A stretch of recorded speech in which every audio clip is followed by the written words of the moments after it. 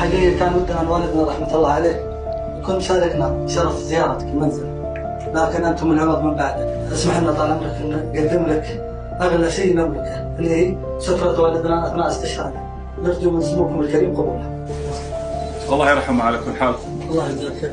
الأخ الجندي عبد الرحمن أبو جرفة، والرتبة في ناس هم يرفعون الرتبة وفي ناس الرتبة ترفعهم.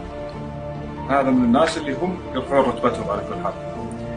أمارة عسير هي امتداد لمقر الملك، ومن يطبع فيها ويعمل فيها ويخدم فيها هو ممثل الملك. فلذلك أنا يعني لا يوجد مكان أن نضع فيها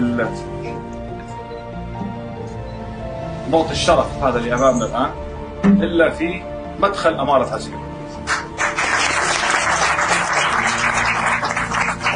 مع تمجيد لقواتنا المسلحة ككل والشرف اللي هي تمثله،